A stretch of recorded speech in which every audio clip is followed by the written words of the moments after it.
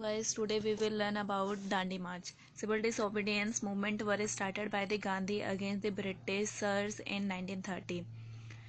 गांधी जी ने एक लेटर लिखा था 31 जनवरी 1930 को, जिसमें इन्होंने 11 डिमांड्स लिखे थे। उनमें से कुछ डिमांड यहाँ पे हैं, जैसे कि reduction in army expenses. Army पे उस टाइम बहुत ज़्यादा खर्च किए जाते थे, तो गांधी जी ने बोला कि आर्मी पे इतने ज़्यादा खर्च ना करके यहाँ के लोगों पे भी कुछ खर्च करो। Reduce the tax over the land. Land पे बहुत ज़्यादा टैक्स लगाया गया था, जिससे लोगों को काफ़ी ज़्यादा एक्सप्लॉइट किया जा रहा था। ठीक है। एंड थर्ड है रिलीज ऑल पॉलिटिकल प्रिजनर। जितने भी पॉलिटिकल लीडर्स थे, जिनको भी मूवमेंट्स के ड्यूरिंग उनको पकड़ा गया था, उनको रिलीज किया जाए। एंड फोर्थ था एबोलिश द साल्ट लॉ। और जो ब्रिटिशर्स थे, उन्होंने सॉल्ट लॉ लगा रखा था कि कोई भी सॉल्ट नहीं बनाएगा, ब्रिटिशों से ही खरीदेगा, और जो भी अपने आप बनाने की कोशिश करेगा उनको इम्प्रिजमेंट दिया जाएगा। ठीक है। तो ऐसे ही डिमांड थे, ऐसे ही और भी डिमांड थे, 11 डिमांड्स। उनमें से 4 ये हैं। And these were the 4 demands among 11। But ब्रिटिशों ने कोई रिस्पॉन्स नहीं किया इसके अगेंस्ट फरवरी तक।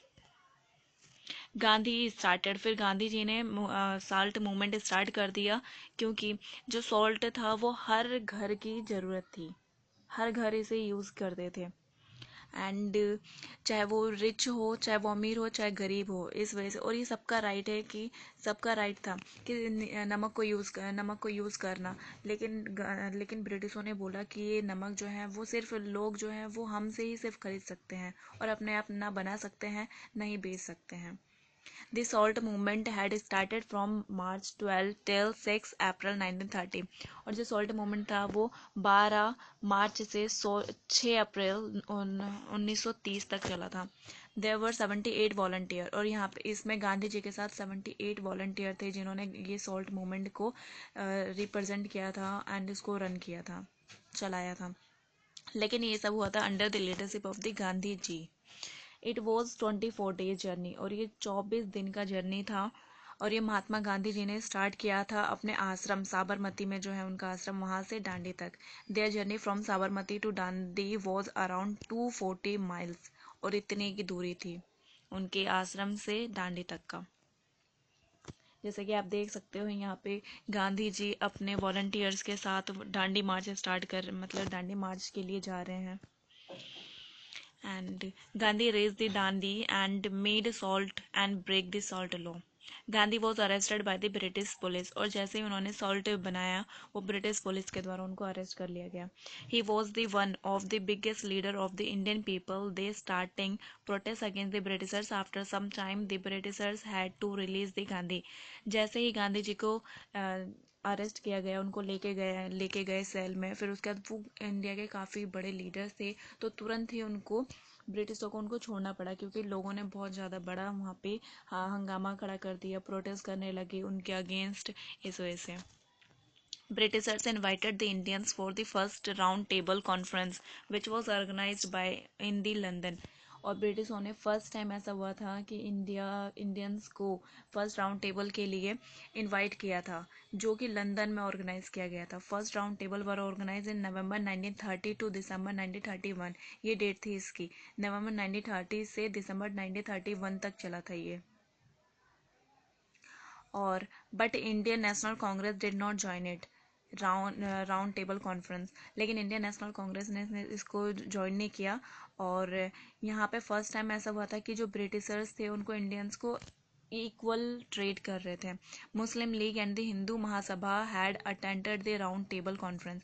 और मुस्लिम लीग और हिंदू महासभा ने राउंड टेबल कॉन्फ्रेंस को अटेंड किया था।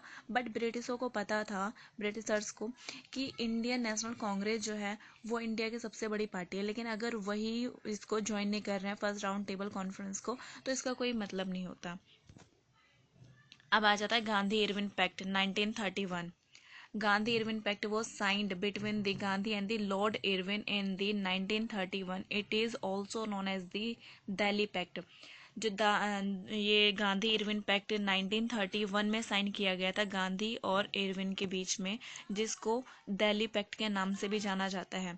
इस एग्रीमेंट में क्या हुआ था, कुछ गांधी जी की डिमांड को माना गया था, कुछ इरविन की डिमांड को माना गया था। जैसे कि इरविन के व्यूज़ क्या थे, अब हम यहाँ पे जान लेंगे।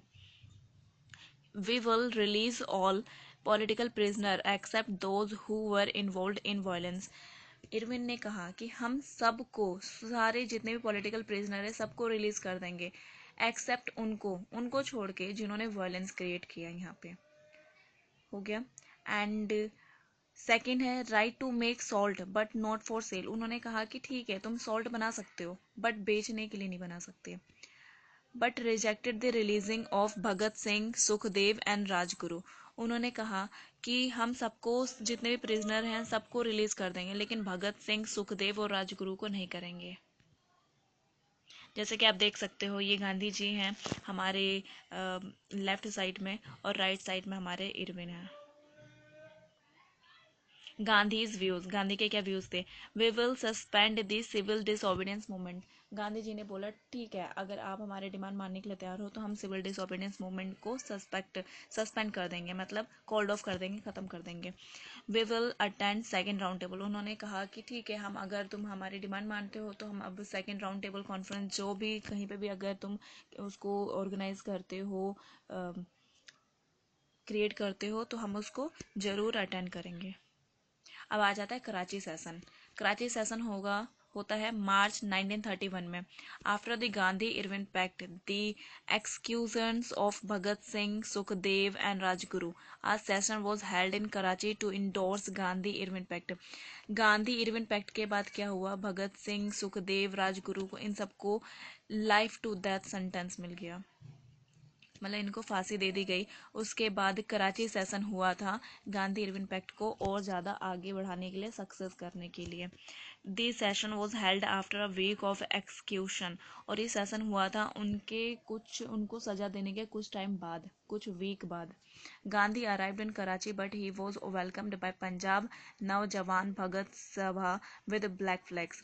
गांधी जी जब कराची पहुंचे, कराची सेशन के लिए जब कराची पहुंचे, तो पंजाब के लोगों ने, पंजाब पंजाब नौजवान भगत सभा ने उनका वेलकम ब्लैक फ्लैग्स के साथ किया।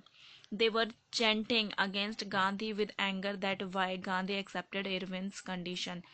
गांधी जी को वहाँ पे क्रिटिसाइज किया जाने लगा कि गांधी जी ने इरविन की कंडीशन कैसे मान ली है। भगत सिंह, राजगुरु और जो सुखदेव है, इन्होंने मतलब हमें आज़ादी दिलाने के लिए जो भी स्टेप्स लिए थे, ठीक है, वो अच्छे थे। लेकिन जब इनको फांसी की सज़ा दी जा रही थी तो गांधी जी ने क्यों नहीं कोई एक्शन लिया इसके अगेंस्ट, क्यों उनकी बातें मान ली? इस वजह से वहाँ के जो लोग थे काफ़ी ज़्यादा नाराज़ थे गांधी जी से। Some important aspect of the Karachi session. कुछ इंपॉर्टेंट चीज़ कराची सेशन के हम पढ़ लेते हैं। इक्वालिटी बिफोर लॉ, यहाँ पे बात की गई थी इक्वालिटी, लॉ के सामने सब बराबर होंगे। Election on basis of the universal adult franchise. अब यहाँ पे एडल्ट फ्रेंचाइज को बेस बनाया जाएगा इलेक्शन के लिए, कि जितने भी 18 ईयर या जो भी उस टाइम में किया गया था सिलेक्ट, कि सब free and compulsory primary education, सबको फ्री और सबको फ्री और प्राइमरी एजुकेशन प्रोवाइड की जाएगी। Reduction in rent and taxes, और टैक्सेस और जो हैं और रेंट जो है उनमें रिडक्शन किया जाएगा, मतलब कुछ कुछ हद तक कमी की जाएगी। Better condition for the worker, worker की कंडीशन को सुधार करेंगे, उसके तरफ हम ध्यान देंगे। ये सब चीज़ों में कुछ, इन सब चीज़ों में बातें हुई थी। Protection of women and peasants, और वीमेन और पीसेंट को प्रोटेक्ट करेंगे, उनकी डिमांड्स एक्सेप्ट की जाएगी। एंड सेवन था प्रोटेक्शन ऑफ माइनॉरिटी, और माइनॉरिटी जो है यहाँ पे हमारे इंडिया में उनको प्रोटेक्ट किया जाएगा।